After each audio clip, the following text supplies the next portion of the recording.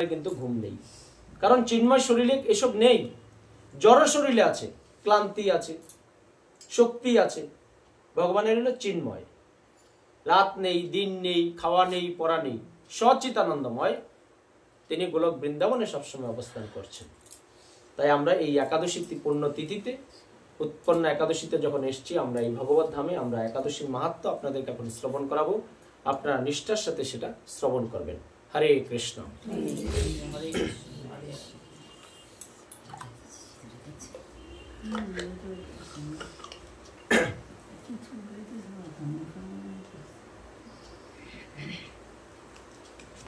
তাই ভগবান শ্রীকৃষ্ণের দামোদর মাসের শেষে প্রথম একাদশী, খুব সুন্দর একটা একাদশী। আপনারা নিষ্ঠার সাথে এই একাদশীর মাহাত্ম্য শ্রবণ করেন, তাইলেই বুঝতে পারবেন যে একাদশীটা কত একটা ভালো, এবং একাদশী করলে আপনারা কি কি ফল সঞ্চয় করতে পারেন। তাই উৎপন্ন একাদশী অগ্রহায়ণ মাসের কৃষ্ণপক্ষিয়া। তাই অর্জুন বললেন, হে দেব, অগ্রহায়ণের পূর্ণপ্রদে এই কৃষ্ণপক্ষের একাদশীকে কেন উৎপন্ন বলা হয়, এবং কি জন্যই বা এই একাদশী পরম পবিত্র ও দেবতাদেরও প্রিয়, তা জানতে ইচ্ছা করি। আপনি কৃপা করে আমাকে বলুন। এই একাদশীটা আমার আপনার শুধু নয়, দেবতারও একাদশী করে, এর থেকে প্রমাণ। কারণ দেবতাদেরও প্রিয় এই একাদশীটা। আমরা অন্যান্য একাদশী দেখে দিচ্ছি, যুধিষ্ঠির মহারাজের কাছে ভগবান শ্রীকৃষ্ণ সমস্ত একাদশীর মাহাত্ম্য বর্ণনা করেছেন। এটার ক্ষেত্রে ব্যতিক্রম হয়েছে, আমি পূর্বেও বলেছিলাম। অর্জুনকে তিনি এই একাদশীর মাহাত্ম্য শুনিয়েছেন। তাই অর্জুনের কথা শুনে ভগবান শ্রীকৃষ্ণ বললেন, হে পিতাপুত্র, পূর্বে সত্যযুগে মুর নামে এক দানব ছিল, অদ্ভুত আকৃতি বিশিষ্ট। সেই দানবের স্বভাব ছিল অত্যন্ত কোপন। সে দেবতাদেরও ভীতিপ্রদ ছিল। যুদ্ধে দেবতাদের, এমনকি স্বর্গরাজ্য ইন্দ্রকে পরাস্ত করে স্বর্গ থেকে বিতাড়িত করেছিল। এইভাবে দেবতারা পৃথিবীতে বিচরণ করতে বাধ্য হয়েছিলেন। তো ভগবান শ্রীকৃষ্ণ বলছেন যে পূর্বে সত্যযুগে, দেখেন এই একাদশীর মাহাত্ম্যই সত্যযুগের এই একাদশীটা। মানদাতার আমলে তো একাদশী আছে, এটাও সত্যযুগের একাদশী, উৎপন্ন একাদশীটা যেটা আজকে হচ্ছে। যে পূর্বে মুর নামে একটা খুব দৈত্য দানব ছিল। সে এত পরাক্রমশালী ছিল, এত শক্তিশালী ছিল, স্বর্গের সমস্ত দেবদেবীকে পরাজিত করে স্বর্গরাজ্য দখল করেছে। আর স্বর্গ দখল করার ফলে কি হয়েছে, সমস্ত দেবতারা সেখান থেকে বিতাড়িত হয়ে তারা মর্তে বিচরণ করছে। তাই তখন দেবতারা মহাদেবের কাছে গিয়ে নিজেদের সমস্ত দুঃখ সবিস্তারে জানালেন। শুনে মহাদেব বললেন, হে দেবরাজ, যেখানে শরণাগত বৎসল্য জগন্নাথ গরুধ্বজ বিরাজ করেছেন, তোমরা সেখানে যাও। তিনি আশ্রিতদের পবিত্র দানকারী, তিনি নিশ্চয়ই তোমাদের মঙ্গল বিধান করবেন। যেখানে দেবাদিদেব মহাদেব, তিনিও কিন্তু আমাদের ভগবান, কিন্তু কৃষ্ণের সমকক্ষ নন। কৃষ্ণ হচ্ছেন সমস্ত অবতারই সেরা অবতার। ব্রহ্মা সেটা ব্রহ্মসংহিতা সুন্দর করে আমাদেরকে পরিষ্কার করে গেছে। তাই স্বর্গ থেকে যখন সমস্ত দেবদেবীরা বিতাড়িত হয়ে তারা দেবাদিদেব মহাদেবের শরণাপন্ন হলেন, তখন বলছে যে যেখানে স্বয়ং ভগবান বিষ্ণু আছে, তিনি দুর্দশাগ্রস্ত যারা বিপদে পড়ে শরণাগতকে সবসময় ভগবান বিষ্ণু রক্ষা করেন। তাই তোমরা সেখানে যাও, হ্যাঁ, যাকে আমি সবসময় আরাধনা করছি। এমন নয় যে শিবকে সংহারের বা ব্রহ্মাকে সৃষ্টির কার্য দিয়েছে বলে তারা হাই প্রোফাইল হয়ে গেছে। তারাও ভগবান শ্রীকৃষ্ণের সবসময় তারা সেবা করছে, আরাধনা করছে। তাই দেবাদিদেবের কথা মতো দেবরাজ ইন্দ্র দেবতাদের নিয়ে ক্ষীর সমুদ্রের তীরে গমন করলেন। জলে শায়িত শ্রী বিষ্ণুকে দর্শন করে দেবতারা হাত জোড় করে তার স্তব করতে লাগলেন। স্তুতির মাধ্যমে নিজ নিজ দৈন্য ও দুঃখের কথা তারা ভগবানকে জানালেন। দেবাদিদেব যখন বললেন যে তোমরা বিষ্ণু শরণাপন্ন হও, তাই ক্ষীরদেশীয় বিষ্ণু তিনি অনন্ত সজ্জায় সমুদ্রে শায়িত থাকেন। তো সেখানে গিয়ে কি হয়েছে, সমস্ত দেবদেবী তাদের নিজস্ব স্তব স্তুতির দ্বারা ভগবানের স্মরণ করছে, এবং নিজেদের দুঃখ দৈন্যতার কারণ আমরা কিভাবে আছি, সে দুঃখ কষ্টের, হ্যাঁ, তাদের মনের কথাগুলো ভগবান বিষ্ণুর কাছে ব্যক্ত করেছেন। তাই তখন ভগবান বিষ্ণু জেগে কি বলছেন, ইন্দ্রের কথা শুনে ভগবান নারায়ণ বললেন, হে ইন্দ্র, সেই মুর দানব কিরকম, সে কেমন শক্তিশালী তা আমায় বলো। যখন দেবদেবীরা স্তবস্তুতির মাধ্যমে বিবরণ করেছে যে আমরা স্বর্গ থেকে বিতাড়িত হয়ে মরতে আছি, আপনি আমাদেরকে বাঁচান, তখন স্বয়ং ভগবান নারায়ণ বিষ্ণু তিনি ইন্দ্রের কাছে জানতে চেয়েছেন সেই মুর দৈত্য দানব কেমন, কোথায় থাকে, হ্যাঁ, সে কি করছে এখন। তাই ইন্দ্র বললেন, হে ভগবান, প্রাচীনকালে ব্রহ্ম বংশে তালজঙ্গা নামে এক অতি পরাক্রমী অসুর ছিল।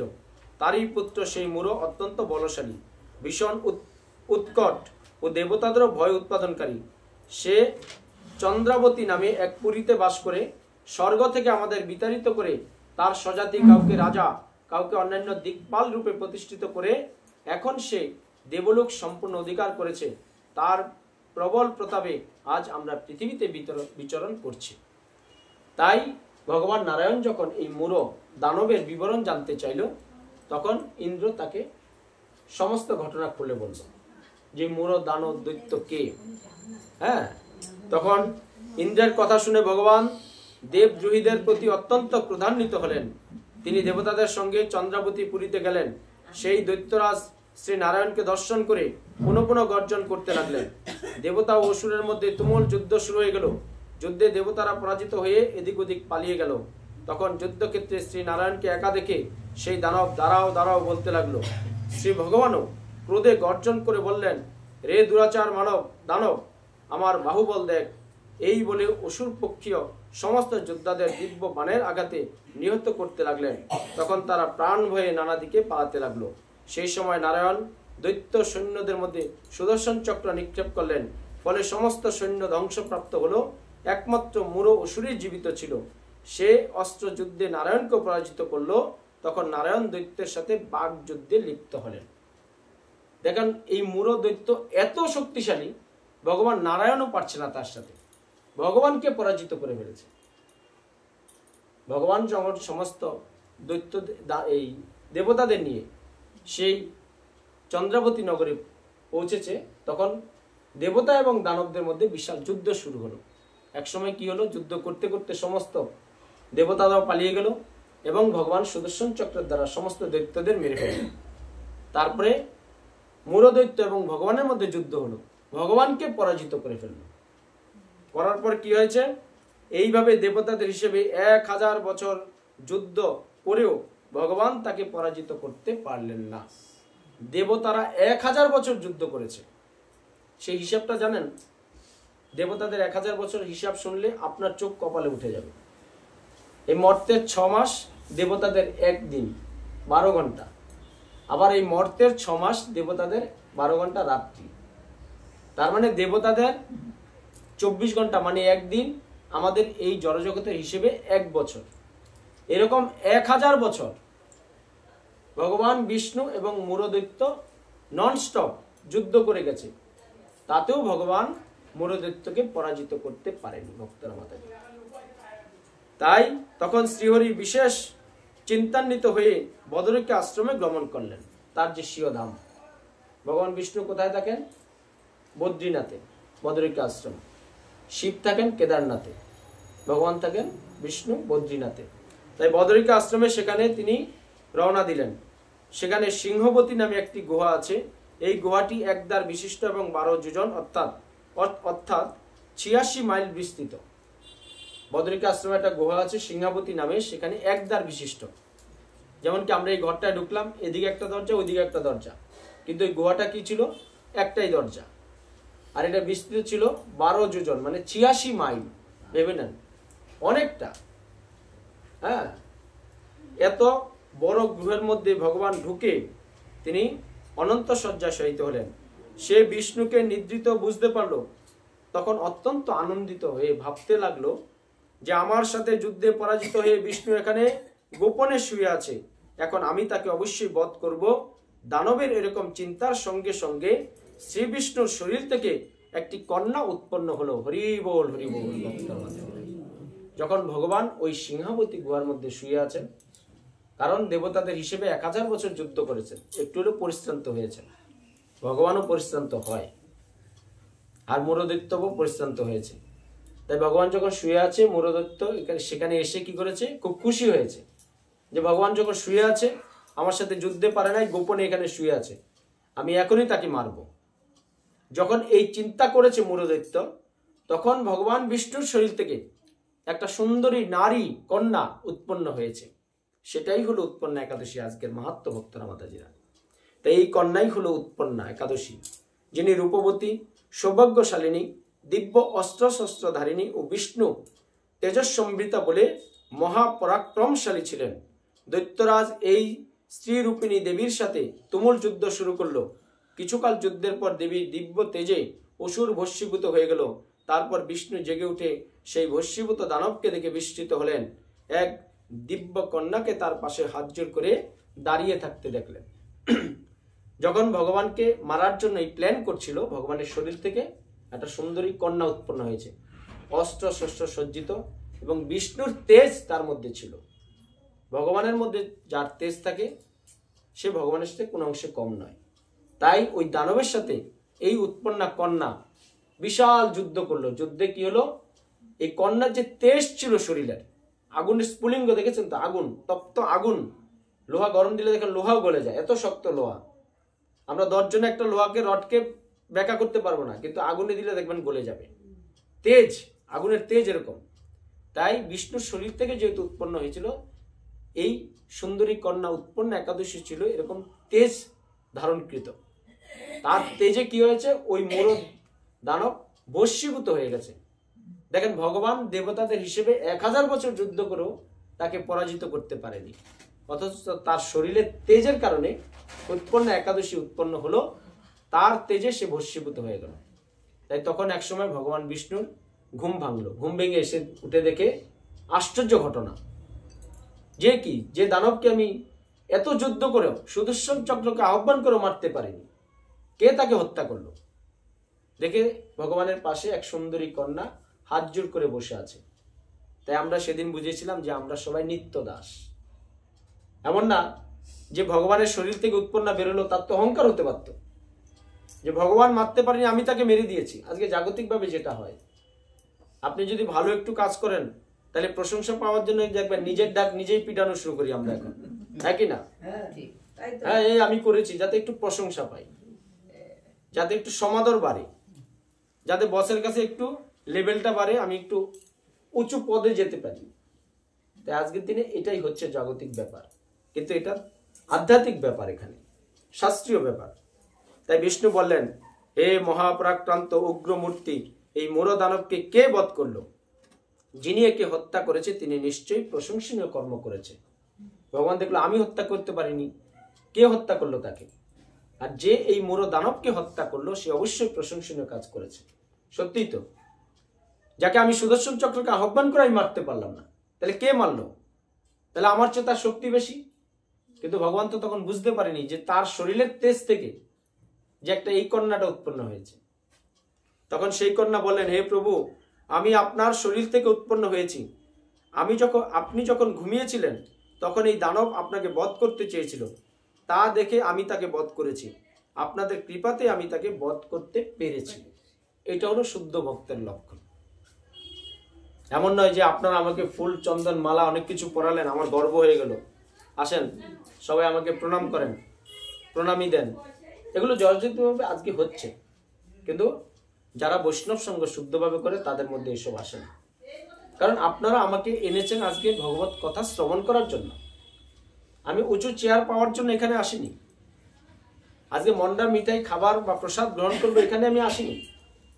আমার দায়িত্ব হচ্ছে যে আমি ভগবানের সেবা করছি, আমি ভগবানের নাম প্রচার করছি। যদি আমার মতো আরো 2-1 করতে পারি তবেই সেখানেই আমার সার্থকতা ধর্ম প্রচারের, ভগবানের ভক্ত হওয়ার। না হলে আমার এই জীবনের কখনো সার্থকতা নেই, ব্যর্থতা হয়ে যাবে ভক্তরা মাতাজিরা। তাই মহিলা তো বলতে পারতো, সুন্দরী কন্যা, যে প্রভু আমি একে মেরেছি, আমার দেখেন কত ক্ষমতা। কিন্তু সেটা না বলে কি বলেছে, যে আমি আপনার শরীর থেকেই উৎপন্ন হয়েছি, হ্যাঁ আপনাদের কৃপাতেই আমি তাকে মারতে পেরেছি। দেখেন নিজের কৃতিত্ব নেই। উৎপন্না কন্যা, উৎপন্না, এই একাদশীর নামই তো উৎপন্না। তাই একথা শুনে ভগবান বললেন, আমার পরাশক্তি, তুমি একাদশীতে উৎপন্ন হয়েছ, তাই তোমার নাম হবে একাদশী। আমি এই ত্রিলোকে দেবতা এবং ঋষিদের অনেক বর প্রদান করেছি। হে ভদ্রে, তুমি তোমার মন মতো বর প্রার্থনা করো, আমি তোমাকেও বর প্রার্থনা করব। বলছে ঠিক আছে, তুমি যখন আমার শরীর থেকে উৎপন্ন হয়েছ তাই তোমার নাম উৎপন্ন একাদশী। এবং আমি অনেক ঋষি এবং আমার অনেক দেবদেবীকে অনেক বর দিয়েছি, তাই তুমি একটা সুন্দর প্রশংসনীয় কাজ করেছো, তুমিও বর চাও, তুমি যেটা চাইবে আমি তোমাকে সেই বরই প্রদান করব। কারণ ভগবানের কাছে কোনো কিছুর অভাব নেই, কিন্তু আমরা চাইতে পারি না, আমরা বলতে পারি না, আমরা আনতে পারি না। আমরা শুধু কি চাই, শুধু আমার আমার হলেই চলে, আমরা কারো জন্য কাঁদি না। শুধু আপনি বাঁচলে বাপের নাম হয়ে গেছে এখন, যে আমি বাঁচবো, আমি তো ভালো আছি, আমি সুখে আছি, পাশাপাশি কে কি করছে তাদের কোনো হিসেব নেই। কিন্তু সত্যিকার অর্থে শাস্ত্র বলছে যে আপনি যদি সুখে থাকেন তাহলে পাশের মানুষটাকে সুখে রাখেন, তাহলে কি হবে, সুখ প্লাস সুখ, ডবল সুখ হবে, আনন্দে থাকতে পারবেন। আপনি একা কখনো সুখে থাকবেন, চারিপাশে আপনার দুঃখে থাকবে, তাহলে কি হবে, সেই দুঃখগুলো আপনাকে আরো আকর্ষণ করবে, আপনার সুখটা বেশিক্ষণ থাকবে না। তাই নিজে যদি ভালো থাকতে চান, অন্যকেও ভালো রাখার চেষ্টা করতে হবে, তবে আমরা ভালো থাকতে পারবো।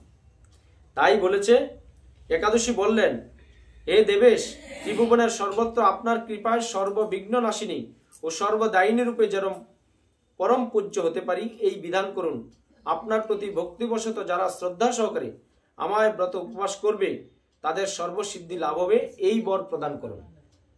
দেখেন, নিজের জন্য কিছু বর চায়নি, যে পৃথিবীতে যাতে আপনার এই একাদশী বা পূজার মাধ্যমে, তারা যদি এই উৎপন্ন একাদশী করে তাদের জন্য মনস্কামনা সব পূর্ণ হয়, এবং তারা যেন সুখে থাকতে পারে, সেই বর চেয়েছে।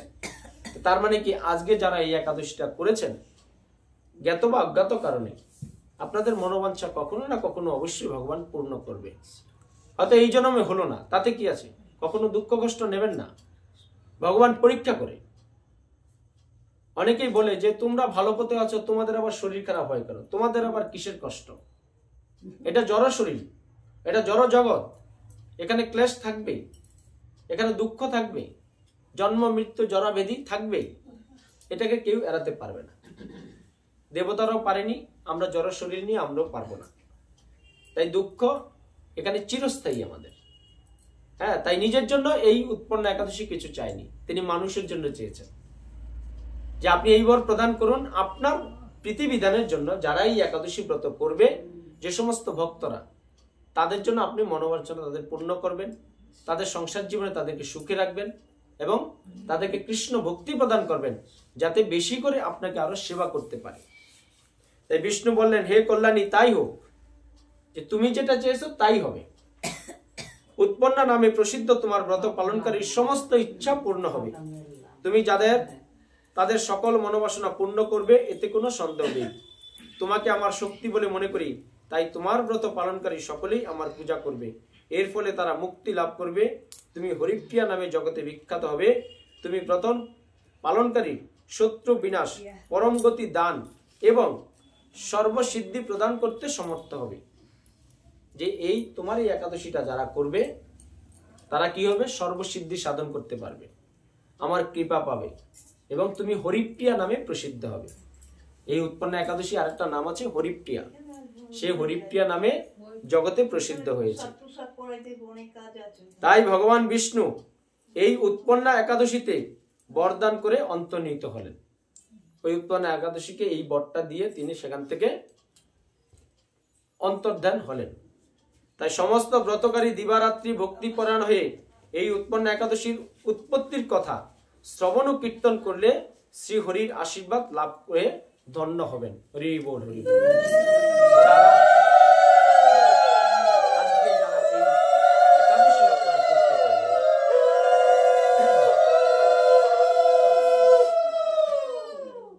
আজকে এই পূর্ণ দিনে যারা এই উৎপন্ন একাদশী এই মাহাত্ম্যটা, অনেকে হয়তো একাদশী করতে পারেননি, তাতে কি হয়েছে, যারা এখানে উপস্থিত হয়ে ভগবত ধামে এই উৎপন্ন একাদশীর মাহাত্ম্যটা শ্রবণ এবং কীর্তন করতে পেরেছেন। আপনারা শ্রবণ করেছেন, আমি কীর্তন করেছি। কলকর্তাল বা জুড়ি বাজালেই কিন্তু কীর্তন হয় না। এই যে কথাগুলো বলছি এটা কীর্তন। তাই আমি কীর্তন করেছি, আপনারা শ্রবণ করেছেন। এতে কি হয়েছে, আমাদের ভগবানের হরির ভক্তি আমাদের মধ্যে উদয় হয়েছে এবং ভগবানের অশেষ কৃপা আমরা সঞ্চয় করতে পেরেছি। আমাদের মনোবাঞ্ছনা যার যা আছে ভগবানের কাছে আজকের দিনে বলবেন, তাহলে আপনার মনোবাসনা পূর্ণ হবে ভক্তরা, মাতাজিরা। তাই এবারই ভক্তরা মাতাজিরা যে একটা শুভ এই তিথিতে তারা যে ভগবত ধাম গড়তে পেরেছেন, তাদের মনোবাসনা পূর্ণ হোক। আমরা যারা এখানে ভগবানের একনিষ্ঠ ভক্ত সৈনিক আছি, তারা সবাই এবারই যে আমাদের ভবিষ্যৎ প্রজন্ম আসছে সেজন্য সুন্দরভাবে সুষ্ঠুভাবে আসে, এবং আপনারাও বাড়িটাকে এরকম মাঝে মাঝে ভগবত ধাম করার চেষ্টা করবেন। যা কিছু শুভ হয় তার আগে যদি এই কাজটা করে নিন, তাহলে কি হবে, শুভ কাজটা দেখবেন আরো শুভতে পরিণত হবে। ভগবানের যদি কৃপা থাকে আপনারা সবকিছুই শুভ করতে পারবেন। তাই ভক্তরা মাতাজিরা সবাই ভালো থাকবেন, সুস্থ থাকবেন। এই ভাগবতীয় কথা, একাদশীর কথা বা ধর্মীয় কথা, শাস্ত্রীয় কথা যদি আপনাদের কাছে আমি কোনো ভুল বার্তা ব্যাখ্যা করে থাকি, সেটা আপনারা ক্ষমাসুন্দর দৃষ্টিতে দেখবেন। আপনাদের সাধুগুরু বৈষ্ণব গোসাইয়ের চরণে শতকোটি প্রণাম জানিয়ে আমাদেরকে আশীর্বাদ করবেন, যেন আমি আমৃত্যু আমি মানুষের দ্বারে দ্বারে কৃষ্ণ ভক্তদের মাঝে বা আপামর সমস্ত সনাতনদের মানুষের কাছে এই ভগবানের বাণীগুলো প্রচার করতে পারি। নিতাই গৌর হরি বল। হরে কৃষ্ণ হরে কৃষ্ণ কৃষ্ণ